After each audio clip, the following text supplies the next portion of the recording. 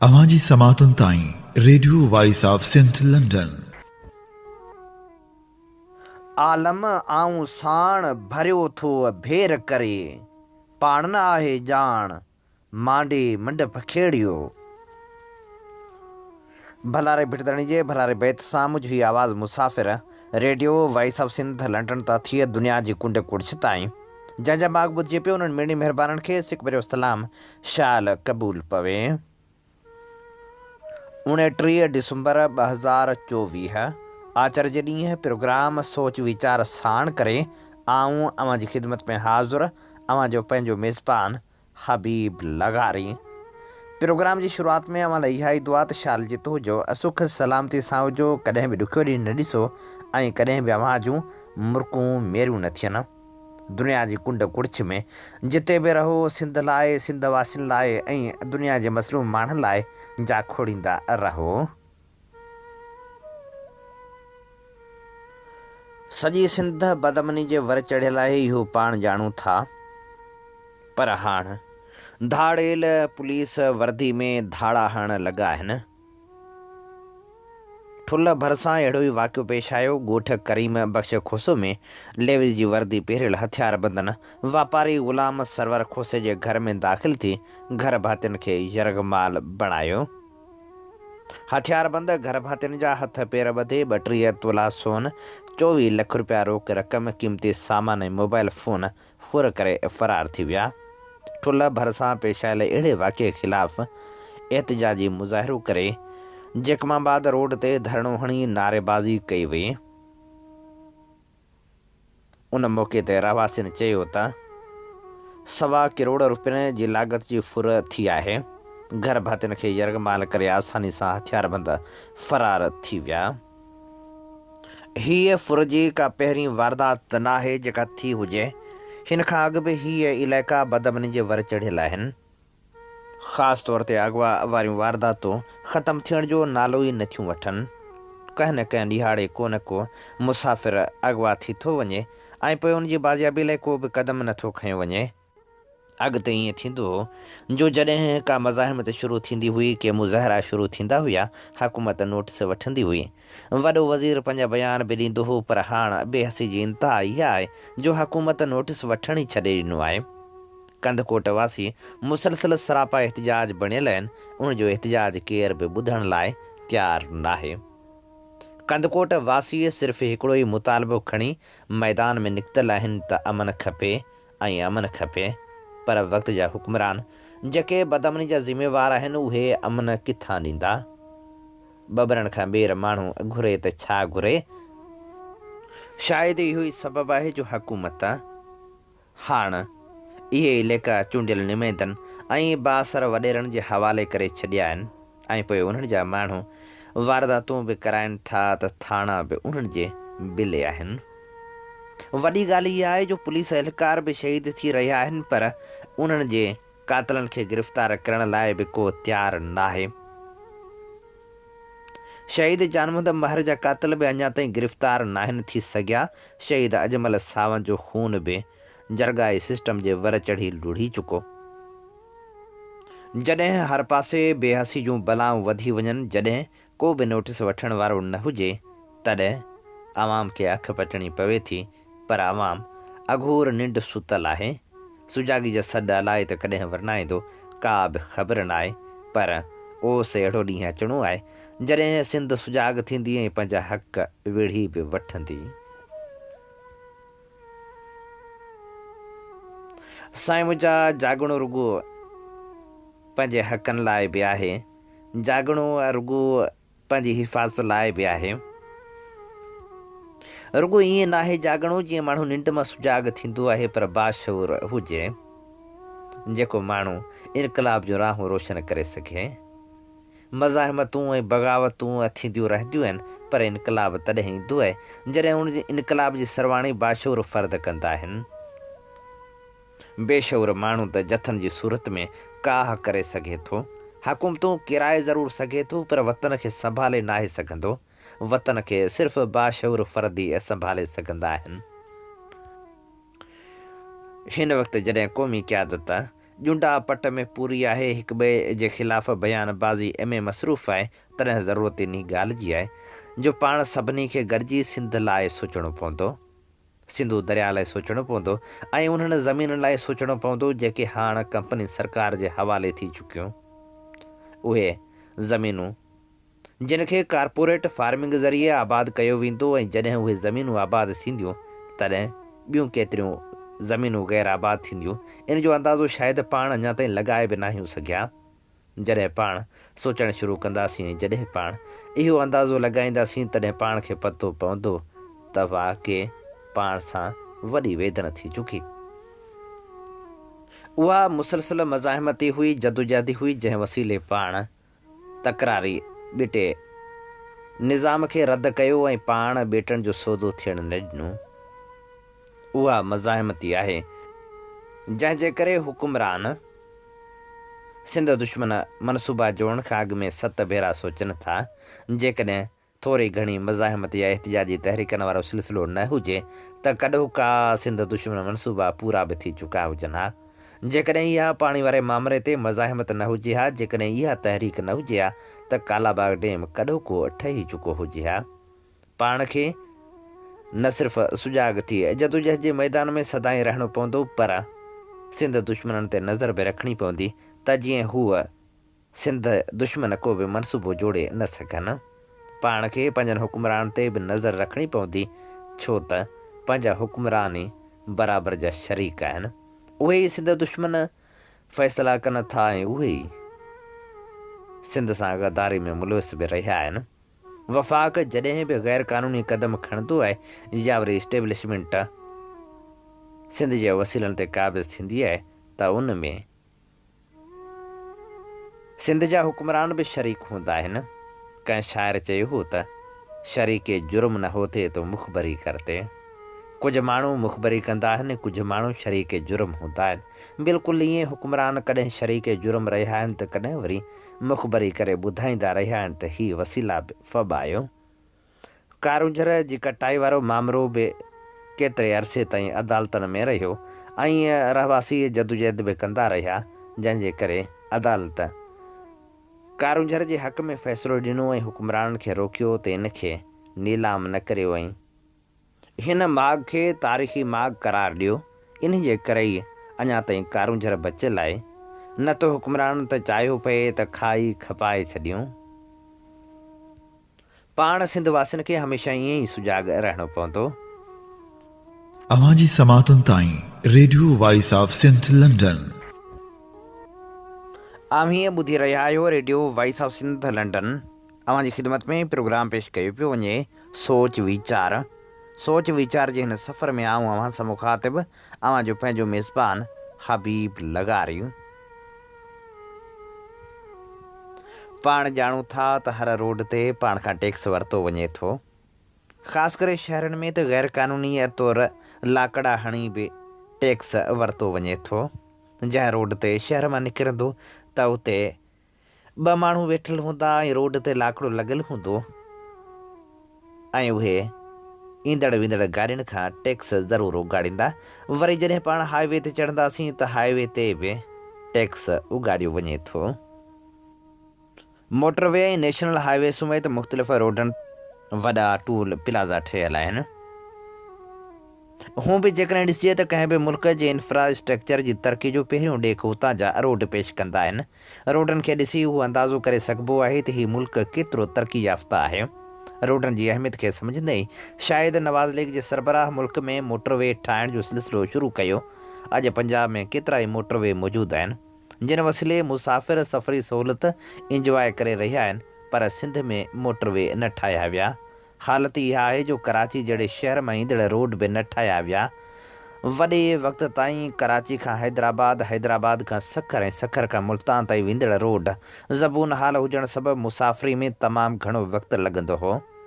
केतिरा ई हादसा थींदा हुआ, जंहिंमें केतिरियूं ई इंसानी जानियूं ज़ाया थी चुकियूं। ऐं हाणे जॾहिं कराची खां हैदराबाद ताईं रोड खे बहितर कयो वियो त सिंध जे माण्हुनि में इहो अहसासु पैदा थियणु लॻो त देरि सां ई सही सुठो रोड त ठही मिलियो, पर थोरे वक़्तु गुज़रण बाद कराची हैदराबाद वारो रोड मुख़्तलिफ़ हंधनि ते ख़राबु थियणु शुरू थी वियो। उन रोड बाद ॿियो मनसूबो जेको जल्द शुरू थियणो हो उहो हैदराबाद खां सखर वारो मोटरवे हो। ॿ हुकूमतूं आयूं ऐं वयूं। हीअ टीं हुकूमत आहे, पर वफ़ाक़ी सरकार हैदराबाद खां सखर वारो रोड ठाराए न सघी आहे। सिंध में रोडनि जी सूरतहाल खे ॾिसंदे आला अदालत जे मुइज़ जज साहिबान खे बि इहो चवणो पियो त मुल्क जे ॿियनि सूबनि में मोटरवे ठही चुका आहिनि, पर सिंध में मोटरवे न आहिनि। सिंध में शहरनि अंदरि रोडनि जी सूरतहाल वॾे वक़्त खां ॻणती जोगी आहे। सिंध जा वॾा वॾा हाईवेज़ ऐं शहरनि जा रोड उन मयार जा न आहिनि जिते सफ़र करे इहो चइजे त उहे रोड सफ़र लाइक़ु आहिनि। हैदराबाद खां सखर रोड वारे मनसूबे जी शुरूआति अञा ताईं न थी सघी आहे। केतिरा ई भेरा सरकारी ऐलान कया वञनि था त रोड जो कमु शुरू करायो वेंदो, पर का बि अॻु भराई न आहे। ॿिए तरफ़ सिंध में मुख़्तलिफ़ शहरनि में टूल प्लाज़ा क़ाइमु आहिनि। रोडनि खे ठहे केतिरा ई ॾहाका गुज़री चुका, पर रोडनि तां गुज़रंदड़ गाॾियुनि खां टूल टैक्स वरितो पियो वञे। अवाम हिन महांगाई जे दौर में टूल टैक्स भरे बेज़ार थी चुको आहे। उहो ई सबबु आहे जो अवाम कंहिं बि नए टूल प्लाज़ा जे क़ाइमु थियण खां इनकार पियो करे। मटियारी में अवाम नए टूल प्लाज़ा ख़िलाफ़ केतिरनि ई ॾींहंनि खां एहतिजाज पियो करे। कलाकनि जा कलाक धरणा हणी आला इख़्तियारनि खां इहो मुतालबो पियो करे त तबाह हाली जो शिकार क़ौमी शाहराह ते हिकु वधीक टूल प्लाज़ा जी तइमीर असांखे क़बूल न आहे। सिंध में सुठा रोड ऐं मोटरवे न हुजण सबबि अवाम में अहसास महरूमी वधी रही आहे। दुनिया अंदरि उन्हनि इलाइक़नि में जितां मैदनी ज़ख़ीरा दरियाफ़्त थियनि था ऐं इस्तेमाल में आंदा वञनि था, उते सुठनि रोडनि जी तइमीर कराई वेंदी आहे। सिंध में केतिरनि ई मुख़्तलिफ़ इलाइक़नि मां मैदनियात जा क़ीमती ज़ख़ीरा दरियाफ़्त थियल आहिनि, जिन खे उतां कढी ॿिनि हंधनि ॾांहुं मुंतक़िल कयो पियो वञे। मैदनी ज़ख़ीरनि जे इस्तेमाल जो फ़ाइदो त सिंध जे अवाम खे बिन्हे नथो मिले, पर हैरत ऐं अफ़सोस जो मक़ाम उहो आहे त उन्हनि इलाइक़नि में ज़रूरत आहे सुठा रोड बि तइमीर नथा कराया वञनि। मैदनियात मां मिलंदड़ रॉयल्टीअ वारी रक़म पिणु इलाइक़नि जी तरक़ी ते ख़र्च नथी थिए। मैदनियात जा मालामाल इलाइक़ा मक़ामी माण्हुनि लाइ बेफ़ाइदे बणियल आहिनि। कराची खां हैदराबाद वारो रोड ठहण बाद उहो ॿुधायो वियो त उहो मोटरवे आहे, पर जॾहिं रोड ख़राबु थियण लॻो त उहे सुवाल बि उभा थियण लॻा त छा मोटरवे अहिड़ा हूंदा आहिनि जेके ठहण जे कुझु महीननि बाद ई हंधा हंधा टुटी तबाह थी वेंदा हुजनि। कराची खां हैदराबाद वारो रोड को आम रोड न आहे। हिकु कलाक अंदरि हज़ारे गाॾियुनि जो अचणु वञणु उन रोड ते थिए थो। रोड ते क़ाइमु टूल प्लाज़ाउनि ते टूल टैक्स जी मद में महीने अंदरि अरबे रुपयनि जी उगाड़ी कई वञे थी। उहो पैसो केॾांहुं थो वञे का ख़बर न आहे, पर उन पैसे मां रोडनि जी मरमत वारा के बि कमु नथा कराया वञनि। सिंध जे रोडनि जी हिफ़ाज़त ऐं तरक़ी जो ज़िमो सिंध हुकूमत जो आहे। वफ़ाक़ ऐं रोडनि जी तइमीर वारा इदारा सिंध में रोडनि खे का अहमियत नथा ॾियनि, जंहिंजो हिकु वॾो सबूत इहो आहे त सिंध में मोटरवे न आहिनि ठहियल। जेके रोड ठहियल आहिनि उन्हनि जी हालत बि का चङी न आहे। हुकूमत पारां रुॻो हिकु कमु चङी तरह थियल आहे त जॻह जॻह ते टूल प्लाज़ा ठाहे अवाम खां उगाड़ी कई वञे थी। बदिले में रोडनि जी मरमत ऐं सार संभाल जो कमु केर बि पंहिंजी ज़िमेवारी नथो सम्झे। वफ़ाक़ खे घुरिजे त कराची खां हैदराबाद वारे रोड जी मरमत कराए या ॿीहर ठाराए ऐं सारनि खां रुकियल हैदराबाद सखर वारे रोड जो मनसूबो शुरू कराए सिंध जी अवाम मां बेचैनी ख़तमु कई वञे। अवां जी समातुनि ताईं radio voice of Sindh London. हीअं ॿुधी रहिया आहियो radio voice of Sindh London. अवां जी ख़िदमत में प्रोग्राम पेश कयो पियो वञे सोच वीचार। सोच वीचार जे हिन सफ़र में आऊं अवां सां मुखातिब अवां जो पंहिंजो मेज़बान हबीब लगारी। महांगाई जो मारियल अवाम हाण त का शइ ख़रीद करण जी सघ बि नथो रखे। महांगाई में घटिताई बाबति हुकूमती दावानि जे उबतड़ अवाम महांगाई सबबि सख़्तु परेशान नज़र अची रहियो आहे। पोरित तबिके जो चवणु आहे त ज़रूरी शयुनि जा अघ कंट्रोल मां निकिरी विया आहिनि। घटि उजरत ते बचनि जो पेट पालणु ॾुखियो थी पियो आहे। बुनियादी शयुनि जहिड़ोक साबुण ऐं वॉशिंग पाउडर जूं क़ीमतूं तमामु घणियूं आहिनि। बिजली जे बिलनि त सफ़ा परेशान करे छॾियो आहे। अहिड़े माहौल में महांगाई घटिजण जी दावा कीअं थी रही आहे? आमतौर ते सियारे में भाॼियुनि जा अघ घटि थींदा आहिनि, पर हिन साल भाॼियूं महांगियूं आहिनि। वापारियुनि महांगाई खे मुंहुं ॾियण लाइ पंहिंजो मुनाफ़ो वधाए छॾियो आहे।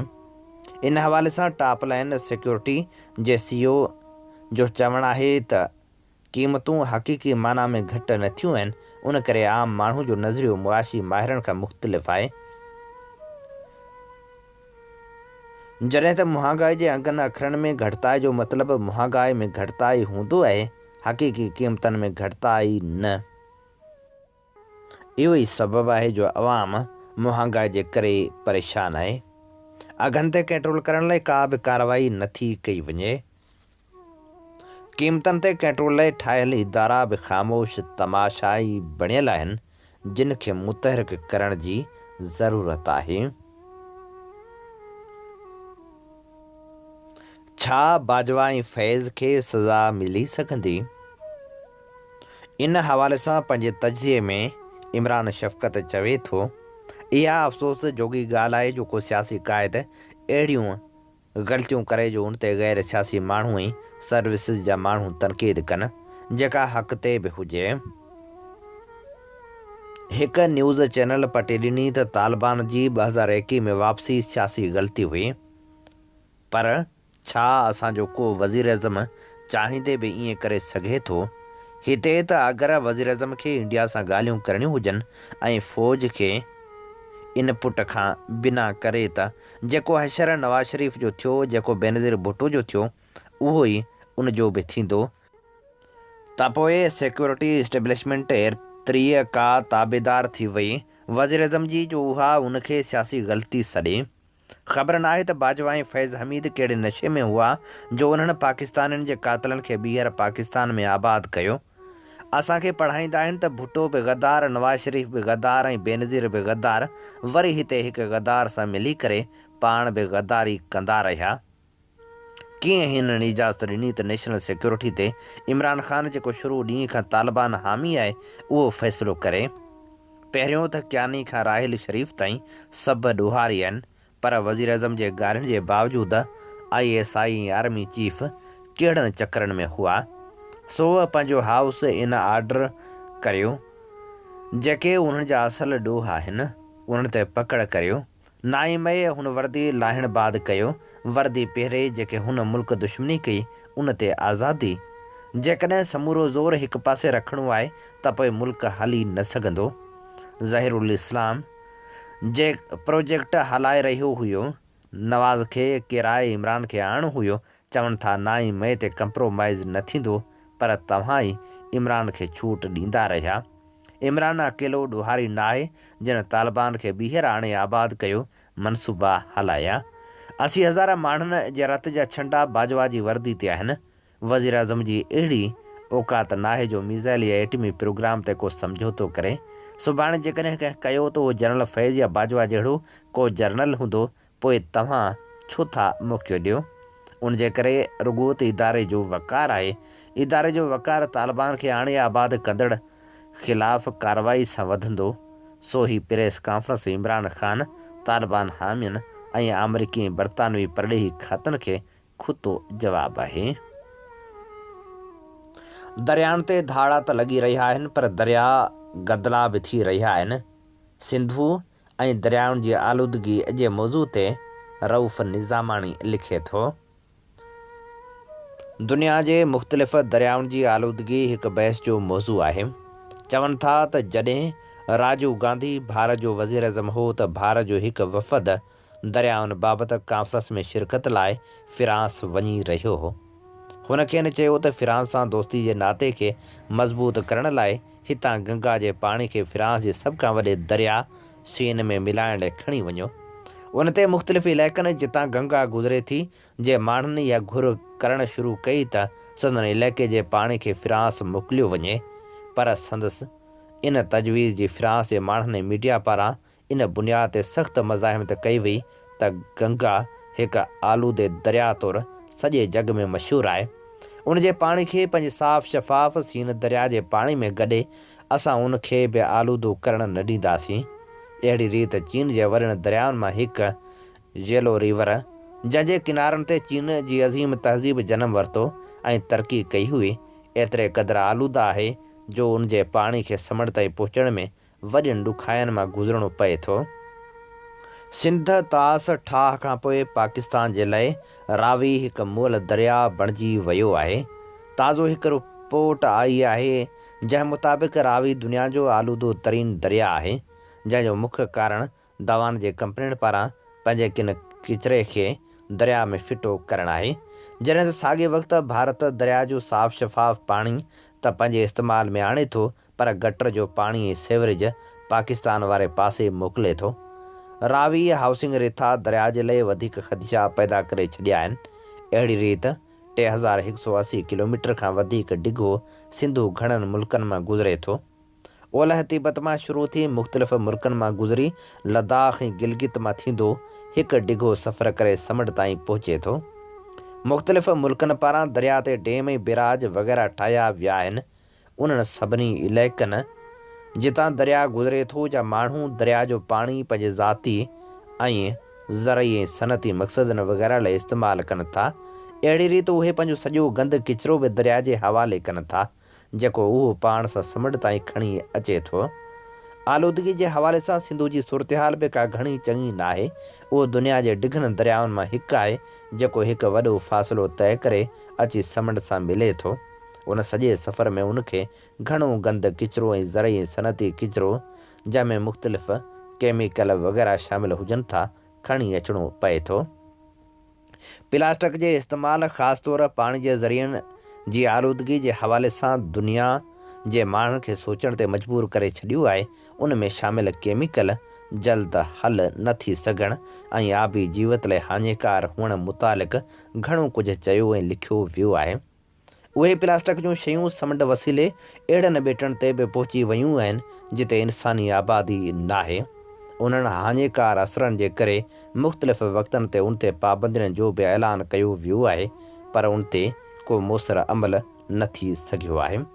वर्ल्ड वाइल्ड लाइफ फंड जे हिकु अंदाज़े मूजिबि सालियानो समुंड में 80 लख टन प्लास्टिक दाख़िल थिए थो ऐं समुंड जे किन किचिरे जो 60 खां 80% प्लास्टिक आहे। ताज़ो हिकु स्टडीअ मूजिबि सिंधु प्लास्टिक जी उन आलूदगी जे हवाले सां दुनिया जो ॿियो नंबर आलूदो दरिया आहे, जॾहिं त पहिरें, टें ऐं चौथे नंबर ते दरिया चीन में आहिनि ऐं 5 नंबर ते नील दरिया आहे। पाकिस्तान में प्लास्टिक जी सनत जी सालियानी वाध 15% आहे ऐं प्लास्टिक जी सालियानी पैदावार 6,24,200 टन आहे। सिंधु समुंड में 1,64,332 टन खणी वञे थो। हिकु अंदाज़े मूजिबि समुंड में दाख़िल थींदड़ प्लास्टिक जो 95% दुनिया जे 10 दरियाउनि मां अचे थो, जिन मां 8 एशिया में आहिनि ऐं 2 अफ्रीका में आहिनि। सनती आलूदगी ख़ासि तौरु खंड ऐं दवाउनि जे कारखाननि वग़ैरह जे गंद किचिरे जो दरिया जी आलूदगी में हिकु वॾो किरदारु आहे। इन सिलसिले में जेतोणीकि सर्वे वग़ैरह कराया विया आहिनि, पर उन जे तदारक लाइ के बि जोगा क़दम न खयां विया आहिनि। दरिया जी आलूदगी मुख़्तलिफ़ तरीक़नि सां इंसानी ऐं ॿिए जीवत खे मुतासिर करे थी। मुख़्तलिफ़ इलाइक़नि ऐं शहरनि मां जितां दरिया गुज़रे थो, उतां जा माण्हू उन जे पाणी खे पीअण ऐं ज़िंदगी जे ॿियनि ज़रूरतनि लाइ इस्तेमालु कनि था। इहा ॻाल्हि तइ थी चुकी आहे त उहो पाणी आलूदगी जे करे इंसानी इस्तेमाल लाइ हानिकार आहे। उन सिलसिले में ख़ासि तौर ते मुल्क जे 3 वॾनि शहरनि कराची, लाहौर ऐं फैसलाबाद जा मिसाल ॾिना वञनि था। उन आलूदगी जे करे दरिया जो पाणी ज़मीन में जज़ब नथो थी सघे ऐं नतीजे में मुख़्तलिफ़ शहरनि में ज़मीन जे हेठां पाणी जी सतह घटि बि पई वञे। मच्छी जा घणा क़िस्म ख़तमु थींदा पिया वञनि। उनजो घणो नुक़सानु उन्हनि माण्हुनि खे आहे जेके दरिया जी उन पैदावार ते गुज़ारो कनि था। सिंधु जो डेल्टा दुनिया जे दरियाउनि में 5 नंबर वॾो डेल्टा आहे। उहो डेल्टा 41,440 किलोमीटरनि ते फैलियलु आहे।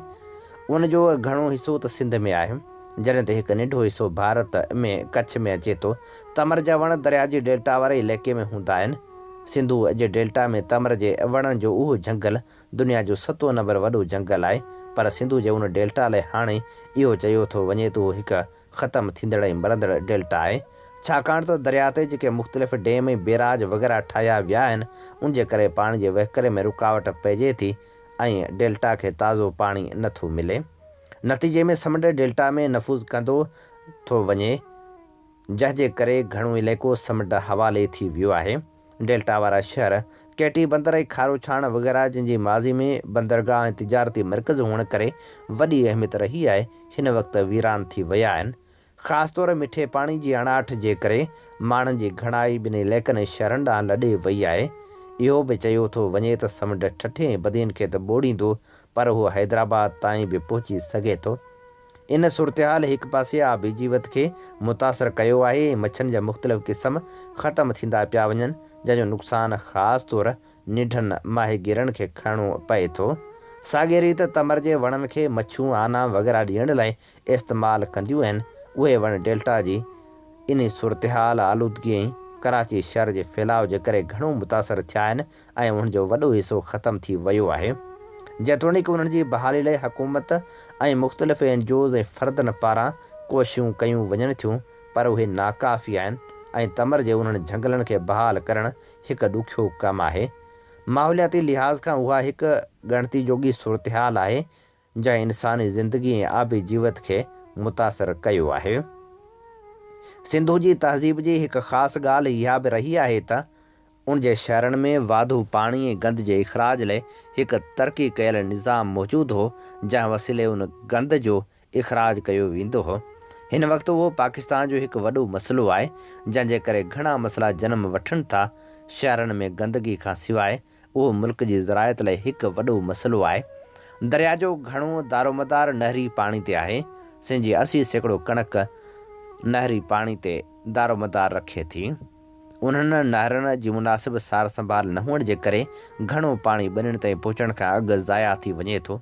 वर्ल्ड फूड प्रोग्राम जे अंदाज़े मूजिबि सिंध में माण्हुनि जो हिकु वॾो तइदादु घटि खुराक जो शिकार आहे ऐं उनजो हिकु कारण नहरनि जी मुनासिब सार संभाल न हुअण करे ज़मीननि जो सिम ऐं कलर जे करे ख़राबु थियणु ऐं पोख लाइक़ु न रहणु आहे। सिंध जे लखे माण्हुनि खे वर्ल्ड फूड प्रोग्राम जे तहत खाद खुराक मुहैया कई वञे थी। दरिया ऐं सिंधु माथिरी जे माण्हुनि जो जियापो हमेशह खां हिक ॿिए सां लाज़िम मलज़ूम रहियो आहे।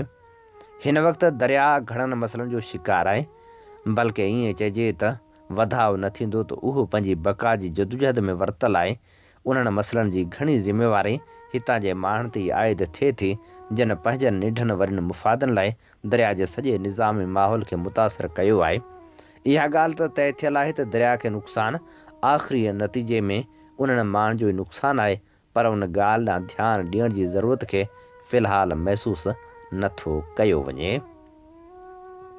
हीअ असीं अव्हां जी ख़िदमत में पेश करे रहिया हुआसीं नामियारे लेखक रऊफ़ निज़ामाणी जो लिखियलु लेख। प्रोग्राम सोच वीचार में हाणे शामिलु करियूं था मुख़्तलिफ़ तक़रीबनि जो अहवाल। काल्ह शेख अयाज़ जी वरसी मल्हाई वई। शेख अयाज़ जी वरसीअ जे मौक़े ते मुख़्तलिफ़ शहरनि में तक़रीबूं पिणु मुनक़िद कयूं वियूं। शेख अयाज़ यादगार कमेटी जे चेयरमैन गागन दास पारां सिंध धरती जे महान कवि शेख अयाज़ जी वरसी जे मौक़े ते संदसि आख़िरी आराम गाह ते सिंधी अदबी संगत मर्कज़ पारां गुलनि जी चादर चाढ़े खेसि भेटा पेश कई वई। उन मौक़े ते सिंधी अदबी संगत जे मर्कज़ी जॉइंट सेक्रेटरी एहसास मीरल, सिंधी अदबी संगत सिंध जे मर्कज़ी ख़ज़ानची, सिंधी अदबी संगत शाख टंडे आदम जे ऑडिटर गुलहसन लाखे ऐं ॿियनि ख़िताब कंदे चयो त शेख अयाज़ सिंध जी सदियनि जी सदा आहे। संदसि शाइरी नसर में कयल ख़िदमतूं सिंधी अदब जो क़ौमी विरसो आहिनि। सिंधी अदबीअ संगत जे ॿिनि साथियुनि में मुमताज़ ख़ादम, मेमण ख़ालिस बुख़ारी, ख़्याल खत्री, रफ़ीक अहमद सुमरो, असलम मेमण, जानण सिंधी, जहांगीर डाहिरी, फिदा सजराणी, शेरल सोलंगी, वफ़ा सुमार, हबीब सनाई, मखदूम आफ्ताब अहमद भट्टी ऐं ॿिया शरीक हुआ।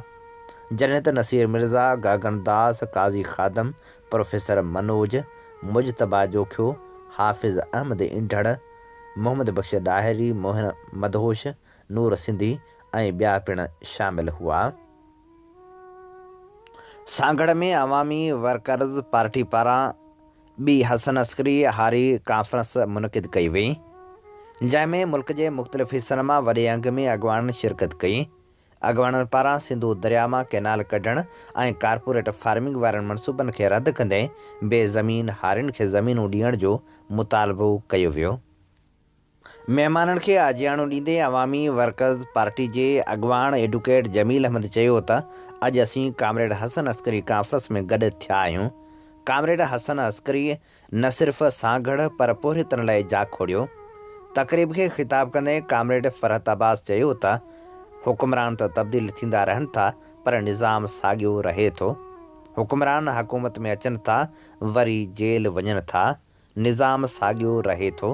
कैनालनि वारे मनसूबे समेत कंहिं बि अहिड़े मनसूबे जी हिमायत न कंदासीं जेको अवाम मुखालिफ़ हुजे। अवामी वर्कर्स पार्टी हारियुनि सां गॾु आहे सिंध खे बंजर बणाइण वारनि मनसूबनि खे रद्द करियूं था। जागीरदारी निज़ाम जे मुतासिरनि खे सुजाॻ थियणो पवंदो। ज़रई सुधारा शरीयत कोर्ट जे फ़ैसिले सबबु रुकियल आहिनि। ज़रई सुधारा लागू थियणु घुरिजनि। हुकुमरान ज़रई सुधारा नथा चाहिनि। हसन अस्करी खे भेटा पेश कंदे हुन वधीक चयो त सांगड़ जा साथी मुंहिंजे उस्ताद जे नाले खे ज़िंदा रखण ते सुर्ख़ सलाम जा मुस्तहक़ आहिनि। मूंखे सांगड़ जी मिटी सां मुहबत आहे ऐं सांगड़ जी मिटी में दफ़न थियण ते बि फ़ख्रु महसूसु कंदुसि। मूं हसन अस्करी खां घणो कुझु सिखियो। हसन अस्करी पार्टी ऐं पोरितनि सां सचो हो। हुन आख़िरी घड़ी ताईं जदोजहद कई। कामरेड शफ़ी शेख ख़िताब कंदे चयो त हसन अस्करी अहिड़ो अॻवान हो जिते बि वियो पंहिंजी पार्टी ठाहे आयो। हसन अस्करी चवंदो हो त मज़ाहिमत खां सवाइ तब्दीली मुमकिन न आहे। हुकुमरान अवाम जे हक़नि ते क़ाबिज़ आहिनि। हक़नि जी हासिलात लाइ अमली तौरु जदोजहद जी ज़रूरत आहे। अवां सभिनी पार्टियुनि खे आज़मायो आहे। रियासत अवाम खे का बि सहूलियत न पई ॾिए। अवाम खे हाणे सोचणो पवंदो त हूअ किथे बीठल आहे। कॉन्फ्रेंस खे ख़िताब कंदे मीर हसन सिरेवाल चयो त असांजो जंहिंसां मुक़ाबिलो आहे उहो ताक़तवर आहे। असां बेज़मीन पोरियत आहियूं। सरमाएदार दुनिया में हुकुमरानी कनि पिया पर पोरियत खे पूरो अजूरो बि नथो मिले। सख़्तु सीअ में मिसकिननि वटि पाइण जा कपिड़ा बि न आहिनि। असांजो मुक़ाबिलो कूड़नि हुकुमरान सां आहे। असीं पोरियतनि सां गॾिजी मुक़ाबिलो कंदासीं। उन मौक़े ते ख़िताब कंदे कामरेड अली नवाज़ पंहिंजे ख़्यालनि जो इज़हार हीअं कयो त अॼु असां इन ते ॻाल्हाईंदासीं त हिन मुल्क जे अंदरि जेको कंपनीज़ खे कारपोरेशन खे लाइट ठाहिण जा ठीका ॾिना विया, गैस कढण जा ठीका ॾिना विया, उन्हनि कंपनियुनि खे सां हिननि अहिड़ा मुआइदा कया आहिनि जो उहा बिजली, उहा लाइट, उहा गैस एतिरी महांगी थी वञे जो पोरियत माण्हू खे न मिले, ग़रीब माण्हू खे न मिले। कराचीअ में अहिड़ा पाड़ा आहिनि तव्हां ॿुधा हूंदा जिथे 24 कलाक लाइट आहे। ॿुधा आहिनि खोड़ पाड़ा, कुझु पाड़ा कराची में साईं अहिड़ा आहिनि जिथे 24 कलाक लाइट आहे। जेके सुखिया माण्हू आहिनि, जेके फुल पेमेंट कनि था। ग़रीब पाड़ा जेके आहिनि उते कुंडा लॻल आहिनि। उहे छो असां चोरी छो था करियूं? ख़ुशा केरु कोन थो करे, पर एॾी बि लाइट महांगी करे छॾी अथनि जो असां बिल भरे नथा सघूं। ग़रीब लाइ हिकिड़ो वहिंवार आहे, अमीर लाइ ॿियो वहिंवार। इन करे गैस बि हाणे महांगी कंदा वञनि त जीअं ग़रीब माण्हू सम्झनि त असां चोर आहियूं, असां गैस चोरी था करियूं, असीं लाइट चोरी था करियूं। इन करे सरकार कान थी ॾे। बाबा इहो मसइलो न आहे। हिननि मल्टीनेशनल कंपनियुनि सां मुआइदा अहिड़ा कया आहिनि त जीअं इहे शयूं महांगी थी वञनि। कंपनियुनि खे फ़ाइदो ॾियणो आहे। छाकाणि अॻिते हली ऐं अचां थो हिन ॻाल्हि ते त हाणे कारपोरेट फार्मिंग अचे पई। ज़राअत में अॻे असीं ॿिज रखंदा हुआसीं न, असां पंहिंजा ॿिज हूंदा हुआ। हाणे ॿिज असीं कंहिंखां था वठूं? कहिड़ा ॿिज आहिनि असां वटि? जेके हाइब्रिड ॿिज आहिनि। अदा इहे आहिनि हाइब्रिड ॿिज, बोड़नि जो बि हाइब्रिड ॿिज, सारियुनि जो बि, टमाटे जो बि। ही हाइब्रिड ॿिज केरु थो ॾे कंपनियूं थियूं ॾियनि माना असीं कंपनी जा मोहताज थी वियासीं कीअं कंपनियूं असांखे घेरो करे वेयूं आहिनि असांजा ॿिज हुननि जे हथनि में आहिनि असांजूं दवाऊं ज़राई दवाऊं असां फ़सुलु थिए थो हाणे बसर ते असीं 6 फुआरा था करियूं उन्हनि ते असीं 4 फुआरा था करियूं तॾहिं फ़सुलु थो लहे अदा इहा आहे या न पोयां दोस्त हारी ख़ासि करे ॿुधायो माना असां जेकॾहिं इहे कंपनियूं असांखे इहे ॿिज न ॾियनि इहे भाण न ॾियनि त असांजा फ़सुल थींदा असां ग़ुलाम थी विया आहियूं इन्हनि कंपनियुनि जा त ज़राई दवाऊं भाण ॿिज आहिस्ते आहिस्ते असांखे कंपनियुनि वटि काबू कयो वियो आहे हाणे सवाल इहो पैदा थो थिए